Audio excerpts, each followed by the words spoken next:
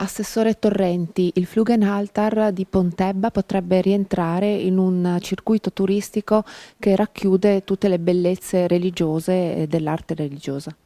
Sì, un altare di grande importanza, cinquecentesco, magnifico, restaurato una trentina d'anni fa con grande qualità e quindi ha tutte le ragioni per essere valorizzato di più. Già ovviamente è un altare noto, però inserirlo con maggior coerenza in quei percorsi che oggi sono particolarmente anche seguiti è fondamentale. E quindi lo strumento poi di farne un evento fra agosto e settembre, una parte più spettacolare, 19 agosto con il concerto mozartiano e successivamente poi un convegno di contenuti sull'iconografia, insomma, che rappresenta questo altare a lato, ci sembra un buon inizio per questo percorso di maggior conoscenza. E noi abbiamo delle grandi gioielli preziosissimi che sono rimasti un po' riservati a noi e che invece dobbiamo mettere a disposizione anche del grande pubblico, e quindi quello di lavorare soprattutto sulla promozione di questi gioielli, come dicevo, è fondamentale per farli conoscere e valorizzarli realmente e anche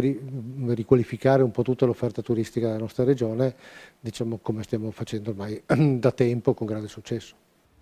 Sindaco Ivan Buzzi, per Pontebba è un'occasione di rilancio culturale. Certo, questo giubileo per i 500 anni del Flügelaltar vuole essere un primo passo verso un'ulteriore valorizzazione e soprattutto ci poniamo alcuni obiettivi come quella della messa in rete e la creazione di un percorso tematico, culturale assieme alla Carinzia per poi poter così valorizzare un percorso che lega la Carnia, Pontebba e la Carinzia sotto l'aspetto proprio culturale e storico dei Flügelaltar.